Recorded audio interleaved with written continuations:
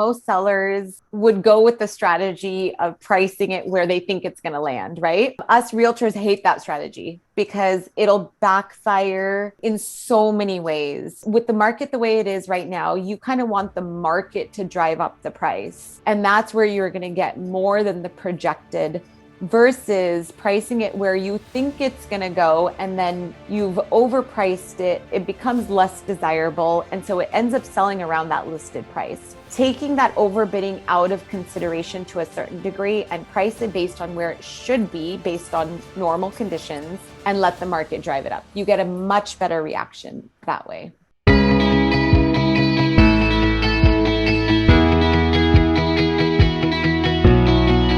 Welcome, everyone, to the Casandra Properties Podcast. We're joined today by Kaajal Shahani. She's coming to us from all the way out in the West Coast. She's a realtor in the Bay Area. She's more than just a realtor in the Bay Area. She is like the realtor in the Bay Area. Top 1% of sales in California. I thought it would be fun if we can talk a little bit about the relationships between the two markets as we span the entire country. So first of all, thank you very much for joining us today. Thank you so much for having me. So oftentimes we like to just give the audience a bit of a flavor of who you are and how you kind of came to where you are today before you became this dynamite, amazing agent. Can you talk a little bit about your background and maybe some of your influences when you first thought perhaps sales is where you wanted to go? Absolutely. Absolutely. So native Californian, my entire family's in real estate. So born and raised in the industry. But that being said, I never thought I would actually be in real estate because the entire family was in it. I wanted to do something different. I thought the corporate world would be super cool. I went to UC Irvine, and right after Irvine, I got a job that took me out to Chicago. And while I was in Chicago, I actually worked for Wrigley Gum in their marketing department for about 6 months. It was a very short-lived career for me in the corporate world. I was like 9 to 5, got super bored. I just was not a great employee there. So simultaneously, I decided to get my real estate license, thinking, hey, my backup career kind of thing. My parents did it, my uncles and aunts did it, my cousins did it. Let me just try. So I got my real estate license back in 2002, became a full-fledged realtor in the market of Chicago as a buyer's agent for about 3 years before heading back to California. I was in Chicago, ended up getting married there, was in it for 3 years. My first year as a buyer's agent, I closed 36 homes just representing buyers. Wow. It was the funnest year ever. Downtown Chicago is a great place to start a real estate career. Very fun condos to sell, great buyer, first-time home buyer profile. And then 3 years into it, my husband and I actually decided to move to my hometown, which was Fremont, California, where my entire family was in real estate. So I moved over back to California between 2005, 2006. But the market in California is a different animal, just totally different beast. I jumped in as a full-time realtor. California buyers, Silicon Valley buyers have very, very different types of mentality of what they're purchasing. They look at it as an investment property.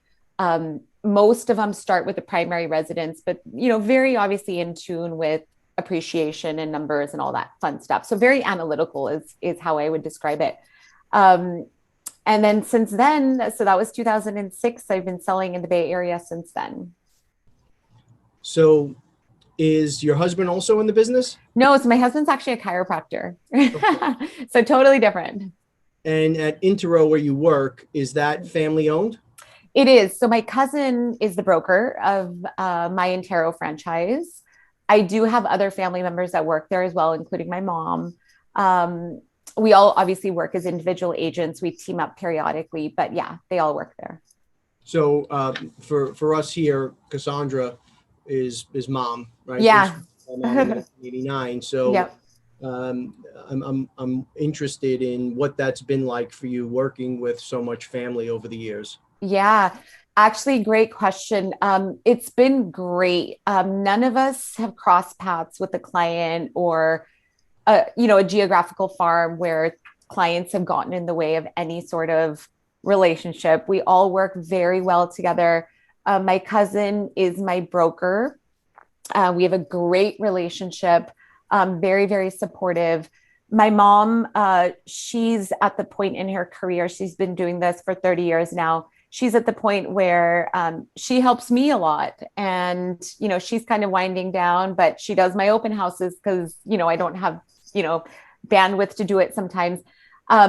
So the relationship actually works out really well. My aunt and uncle are there. A few of my other cousins are there, and we actually work very, very well together.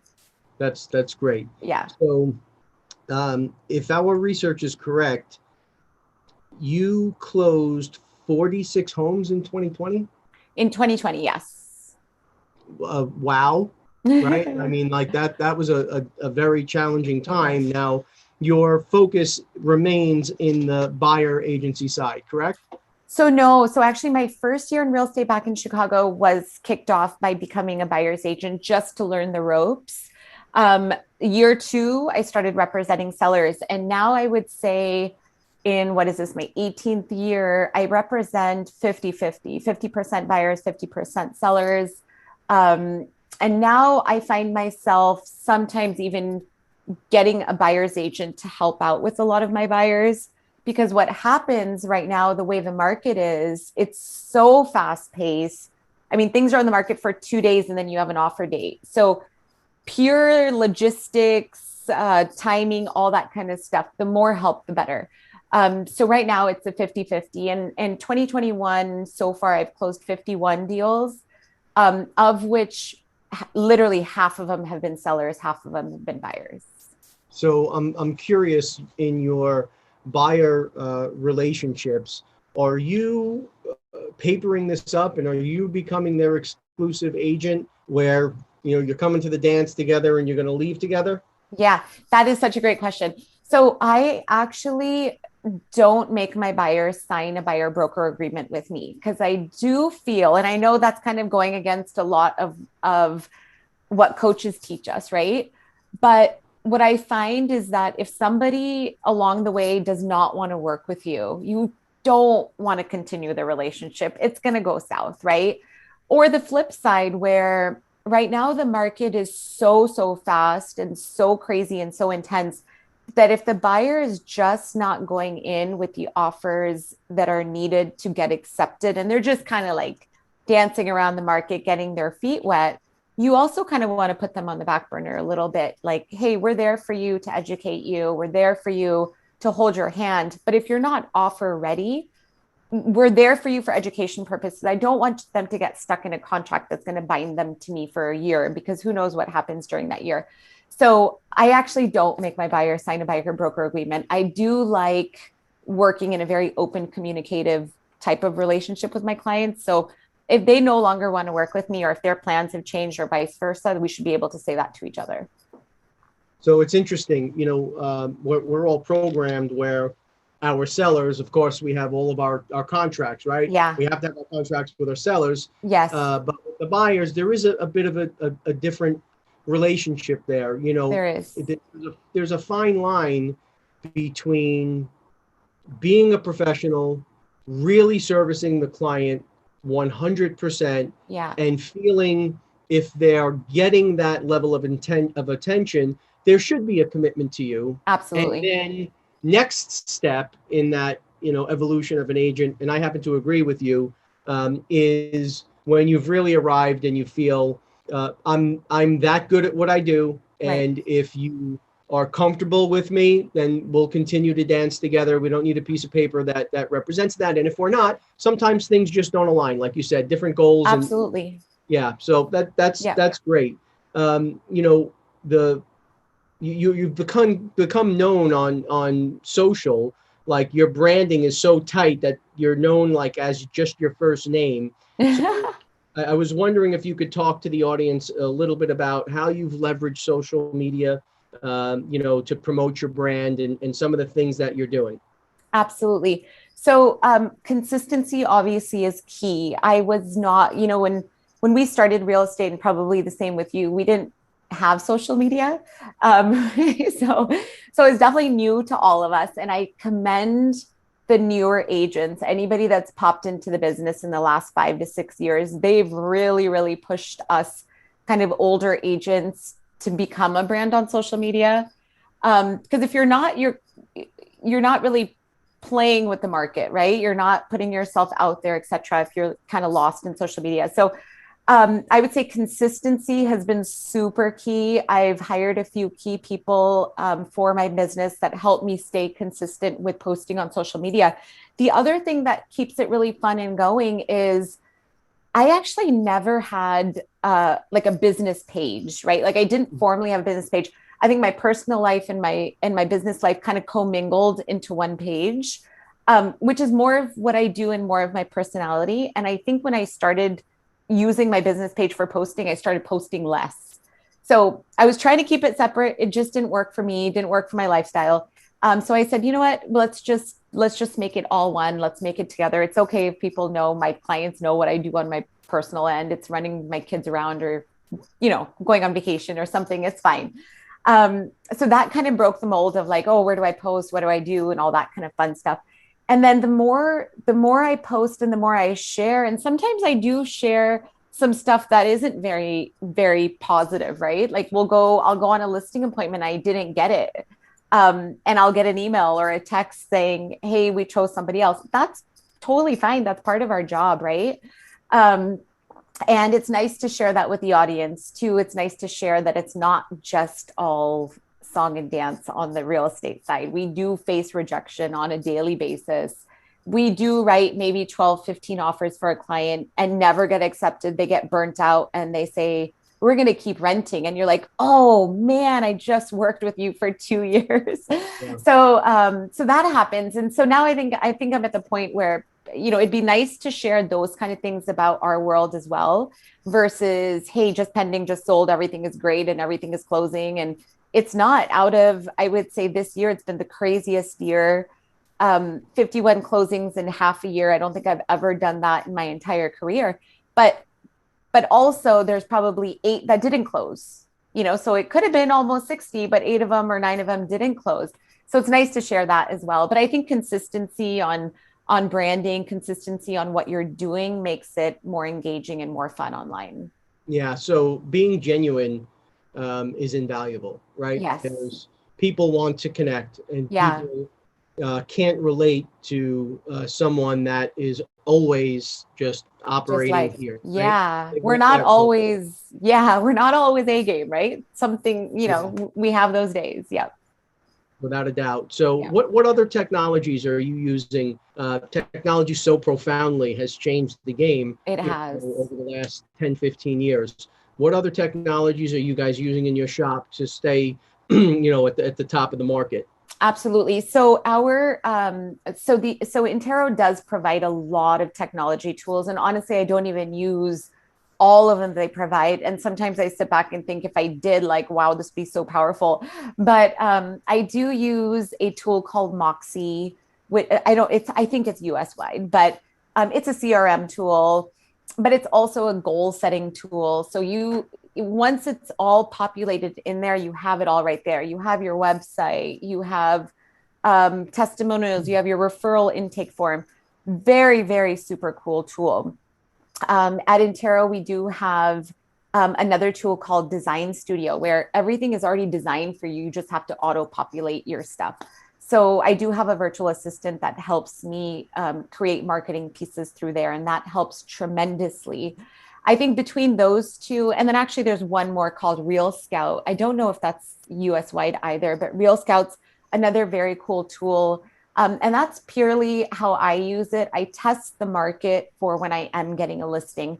So there's a tool in there where you can populate an address and put in a potential list price for your seller. It'll bounce back how many buyers are looking at that price, what would happen if you priced it lower, if you priced it higher. So that's a very cool tool to take with you when you're speaking to a seller. It Yeah. kind of, right? So it kind of takes away it takes away from like the guessing game of, hey, what if I priced it higher, which is what most sellers want to do, right?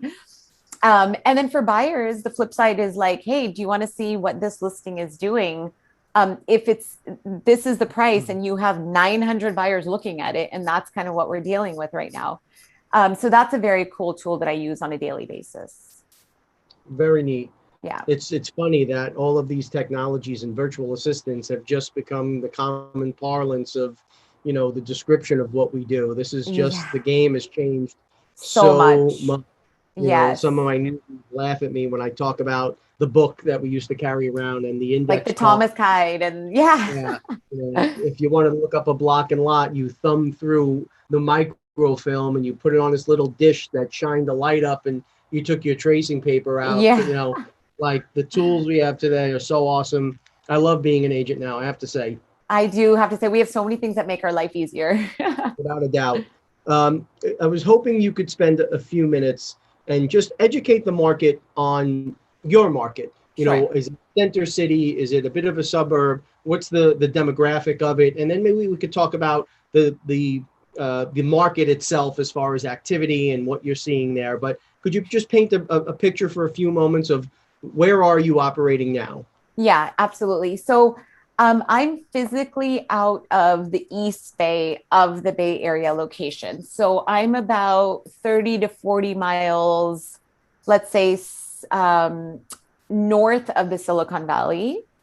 And the East Bay is comprised of Pleasanton, Danville, Livermore, San Remo, and Dublin. It's suburbs of basically San Francisco. If I were to hop in a car and drive to the epicenter of Silicon Valley, I'm about 30 to 40 miles from there. But remember, traffic is so bad in California. So COVID has changed that dynamic. And so what's happened now is a lot of my clients are actually moving out of Silicon Valley and out of downtown San Francisco and moving to my area, my East Bay area, where you get single family homes, you get much bigger lots. Anything that has a swimming pool right now is on fire. Like it's just crazy. Whereas before, pre COVID, it was like, oh, pool, I probably won't even use it. And I'm going to spend the 15 grand to fill it up. So that dynamic has changed. But location wise, we have the East Bay, which is what's been blowing up in the past 12 months. And the South Bay, which is considered Silicon Valley, is still holding up. It's still crazy, but it's the type of homes that are different. I would say single families in all these markets are highly desirable. Condos and townhouses have taken a little bit of a backseat because of lack of space. Condos and townhouses also have a lot of stairs, which now with a dynamic of most people still working from home and kids at home and potential in-laws and visitors and guests that are staying longer, those tri-level townhomes and condos don't work very well for those scenarios. And then San Francisco, right? I mean, the San Francisco market has definitely changed. The condo market in downtown San Francisco has changed. Most of the owners there have moved out to the East Bay. So what is an average price so let's say a one family detached, Yeah. what's an average price point? Average price point about 1.5. And a lot of first time home buyers are jumping in at that price point. And I say that so hesitantly because something may be priced at 1.1, 1.2, but it'll get overbid to 1.5. So the average has become 1.5. And for that, you're getting anywhere from 14 to 1800 square foot single family with a decent lot. Obviously, the closer you get price point of, let's say, 2 million, you'll start getting slightly, bigger homes. I'd say about 22 to 2600 square feet, 2700 square feet with bigger lots. So the first time home buyer profile is jumping in really at the 1.5 mark. Not to say people are not jumping in at the million to million two mark, but in that price point, you're really looking at condos and townhouses. So you touched on something really interesting there, and I spar with my sellers all the time on this. Yeah. Curious your opinion. You had talked about 1.5, but you hesitated because the list price was 1.1, 1.2. Yeah. So, are you a believer in hitting the mark from the previous comps, even though you know numbers are going to drive past it, Yeah. or reaching and trying to get ahead of the predicted comp and trying to let the market catch up? What is your strategy when you're pricing a home? Yep. I think you would agree with me on the answer. So I'll tell you that most sellers would go with the strategy of pricing it where they think it's going to land, right? Us realtors hate that strategy because it'll backfire in so many ways. You, with the market the way it is right now, you kind of want the market to drive up the price. And that's where you're going to get more than the projected versus pricing it where you think it's going to go. And then buyers look at it, think, I have no room to overbid.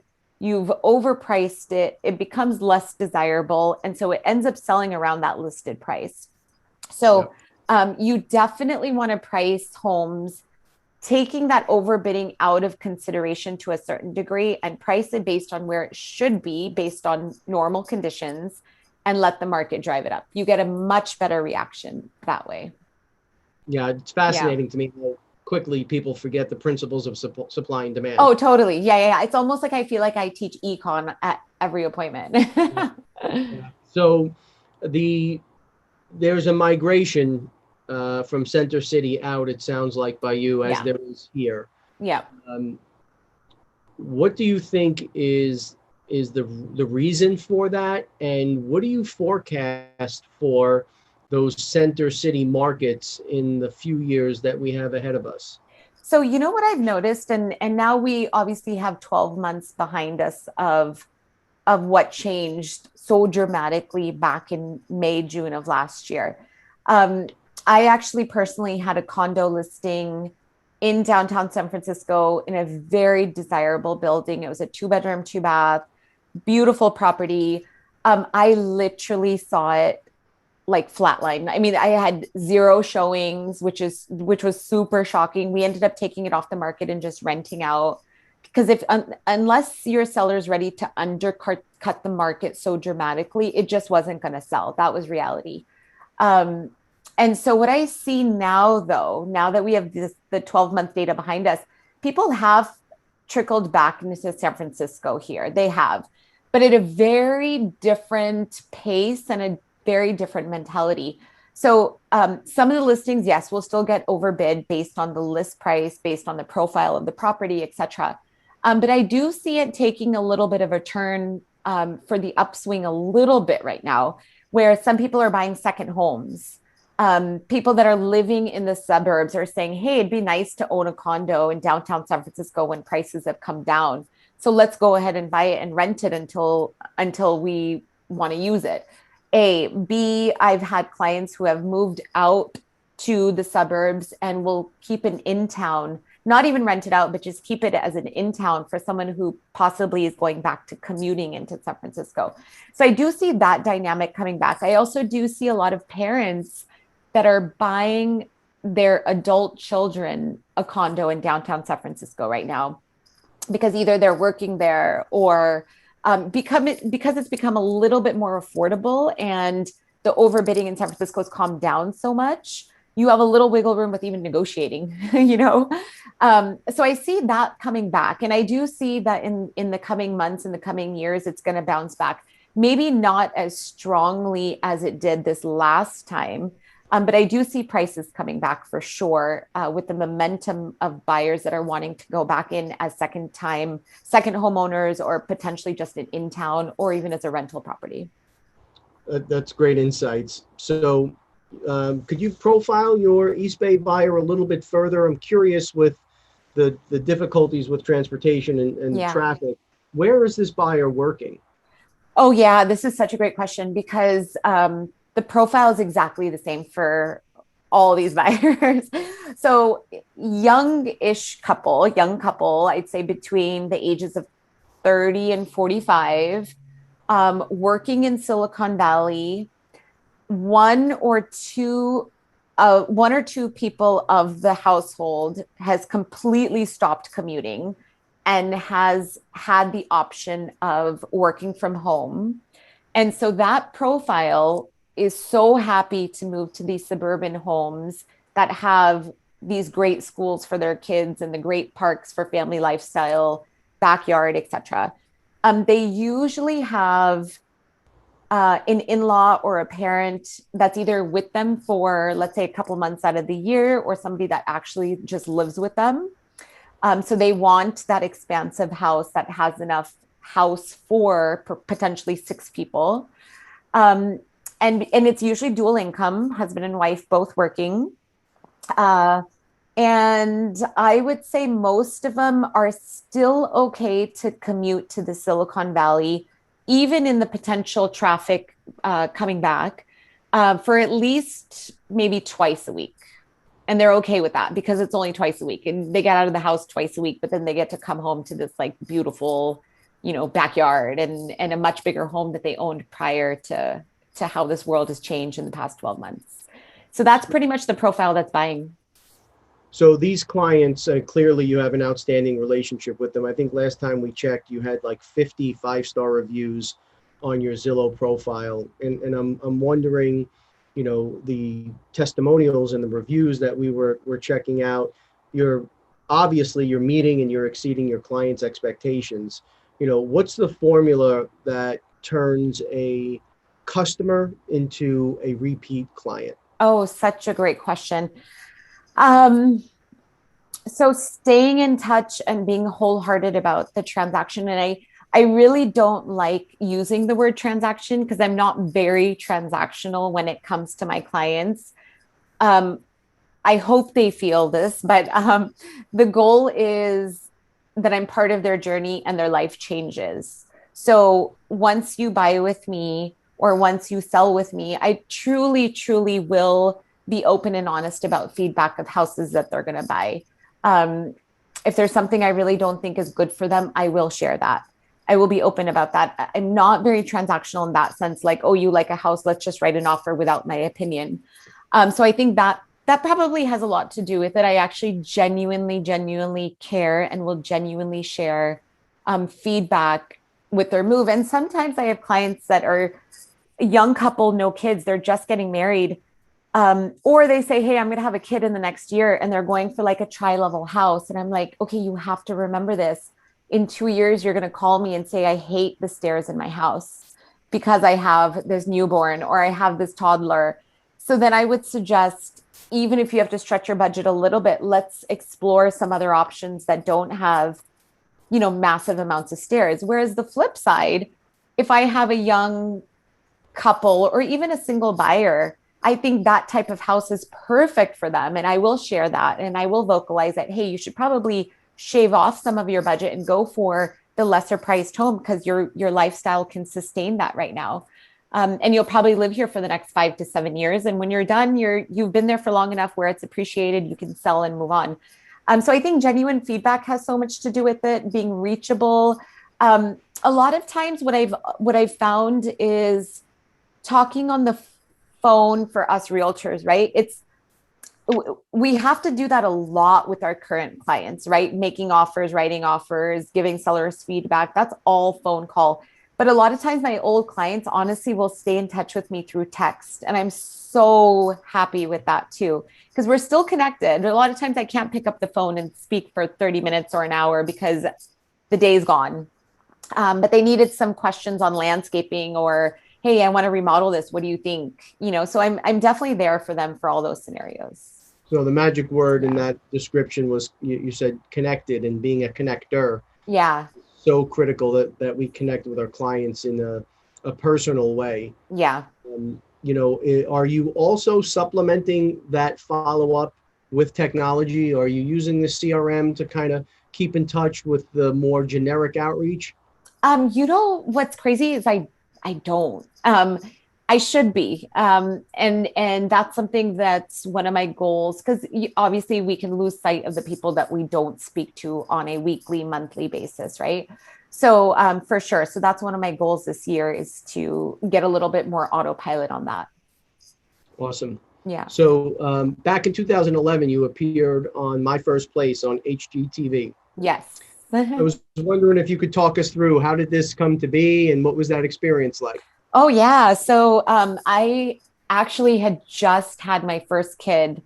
And this opportunity came up. They were looking for a Fremont agent. And I was thinking to myself, does anyone know where Fremont, California even is?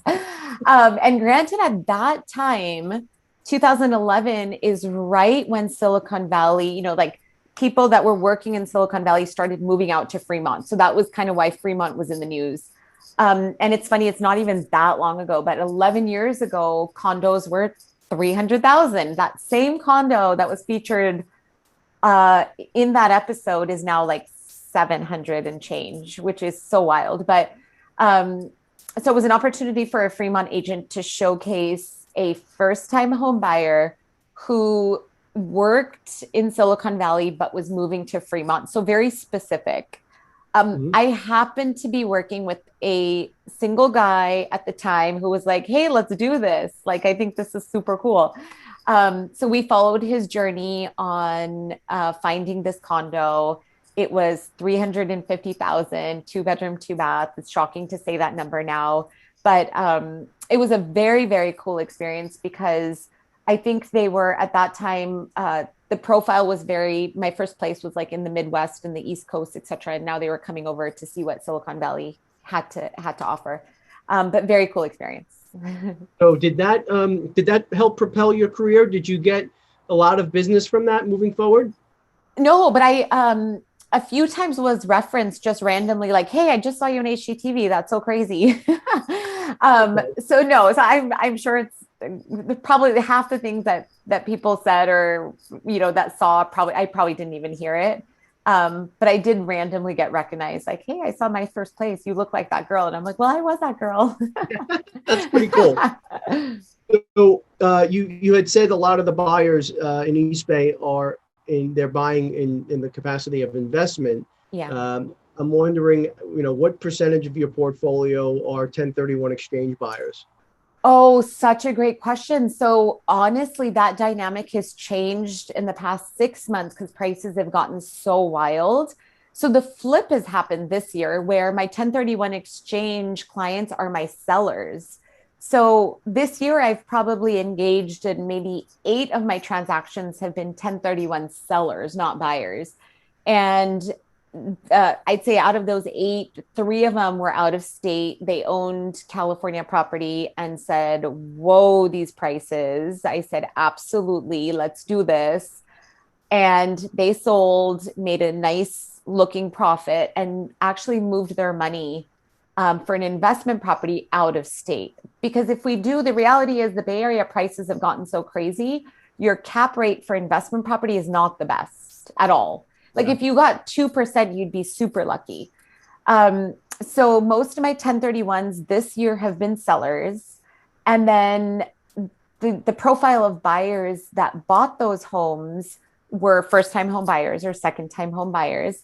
But what's been interesting is I've had a lot of California clients buy out of state. So speaking of investment property, Utah, Florida, Texas, Oregon, Colorado, these are like the hot, well, actually, Phoenix recently.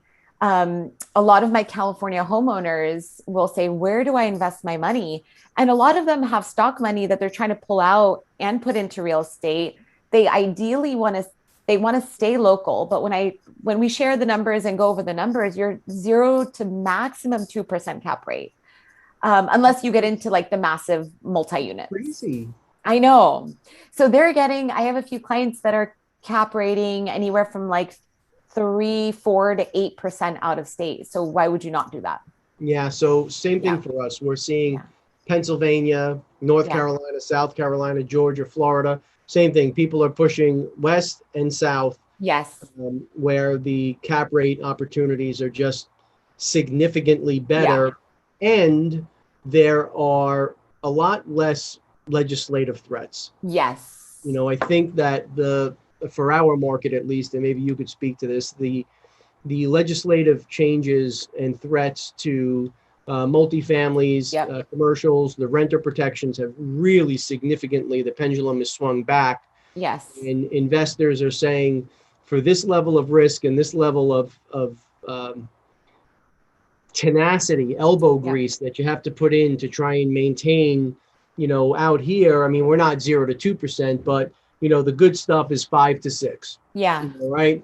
It's rare that you get into those sevens and eights. It's never sevens and eights if it's performing, right? So Right. Right. um, it's become very difficult for them to rationalize exchanging bricks for bricks in the same location. So For sure. through the opportunity zone, we have a lot of our clients trading bricks for human capital. We're making Oh, investments in businesses. yeah. The coronavirus and the decentralization of everything has, I think, given a bit of a spark and fire to the entrepreneurial spirit Yep. here in the country. So we're doing some of that, and the rest of it is we're moving that stuff out of state. And when you tie that back to what was part two of my question for you Yeah. before I went off on a tangent here, they're proposing, it's actually, from what I understand, it's in its current iteration, would be to scrap the 1031 exchange Yeah. to a large extent. Yeah. Can you speak to what impact you think that would have on the market where you're working now? Oh, yeah. I think the reason why people do 1031 obviously is to move their money to a more profitable asset, but they've already made their money in property A or properties ABC. If they scrap the 1031 and go back to taxing the profit, I think a lot of people would not be compelled to sell, which would tighten inventory in that market, right? With those absentee owner type profile. I think the taxation rate is so high based on the profit that would really kill the desire to sell their homes, their investment property homes, and they would probably just keep them. I agree. At Yeah. a time when inventory, we have a housing shortage in New York City. I'm sure you Oh, experience yeah, for there in sure. Center City, and these down zonings and these legislative changes that potentially can really have a dramatic impact on Yes. inventory. It just results in prices further going through the roof Yes. on certain asset classes, and in the other asset classes, they're just not going to move their money. They're not going to generate those taxes. I think Right. it would have a devastating impact on the economy. I think so too. I think so too. I think that 1031 really helps um, move people's money between states and between types of properties, et cetera. And I mean, if I think about it, I'm just one single agent here that's done 8 1031s this year. And this year is not even, I mean, this year is not even halfway over. Um, I can't imagine how many more, if I ever took a poll on that, how many more that's already taken place. Yeah. So that's a good amount of inventory. It sure is. Yeah. So, we'll keep an eye on that, as I'm sure you will, as we move forward. Just a couple of more questions. This has been great, Sure. by the way. I really Good. appreciate the value you're delivering here for the audience. Um, First time home buyer versus a more seasoned buyer, someone who's been through one or two or three different transactions. How does your approach change on the buy side? Oh, yeah. Great question. So I think a lot of that uh, is personality based too, right? So it depends on what the personality of a first time home buyer A and second time home buyer, right? If they have very similar personalities and they need the hand holding both times, it doesn't really change. But the first time home buyer, for sure, talking them through the verbiage of just the basics, right? Like putting an offer in, contingency period. What does it mean to put an earnest money deposit down? All of that stuff. Those conversations have to be so meaty. Um, and the same conversation probably comes up a few times because for us, it's like I say the word contingency probably 20 times in a day. So to me, it's just part of vocabulary. Whereas the average person probably never said that word. Right. So, and the thing right now is, I would say, with the way the market is, we're writing offers with no contingencies all day long, which puts the buyer, a first time home buyer, especially at huge risk if they don't understand that once their deposit is in, it's virtually gone if you decide to back out for any reason. So honing in on that topic is so crucial to me with the first time home buyer. But a lot of times my second time home buyers act like first time home buyers because they haven't purchased a home in this kind of market before. Right. Yeah. And even for me, this market, it's been 18 years and this is the first time I've ever experienced how crazy this market is. And there's a few people who are on their third round of buying, but they're just like shocked at this market. So they're like, wait, what does this mean? So I think right now, I do treat all of them very similar. Now, my second and third time home buyers, they're usually move up. And so we would have done a sale of something Mhm. when they're in that bucket then as a buyer. So then they become very versed in like how the market is because they just went through that whole profile, but the flip side. So they were the seller in that and now they're in a buyer. But the first time home buyer, I think hand holding is mandatory. And I think um, it it's it's a gift that a buyer should take happily because they're in it for the first time.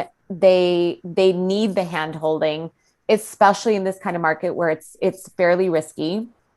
And right now we're writing anywhere from like 0 to 12 offers per buyer before they actually get accepted. So so teaching them from day one before writing an offer versus on the job training makes so much, it makes life so much easier and the journey so much easier. So first time home buyer education is huge, huge. And I think talking through the education versus sending them PDFs is huge.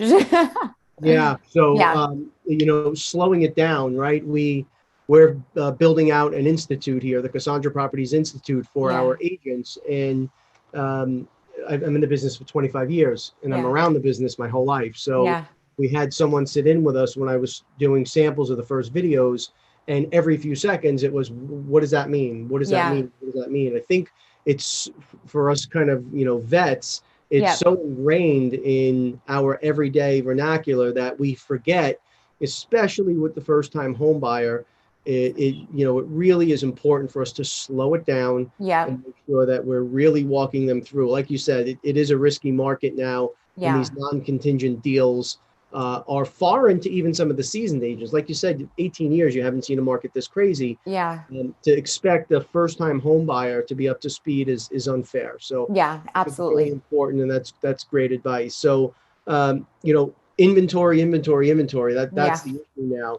Any tips for the agents out there on where you're grabbing seller leads? How are you generating, more opportunities for listings? Oh, for sure. So never lose sight of your database. That's huge. Um, I would say over half of my sales so far this year have generated just through my database. And what I mean by that is somebody owns something, right? Somebody owns a condo in some city that has generated so much appreciation in the past couple of years. They're like, why would I just not sell it right now? This is the best time to sell.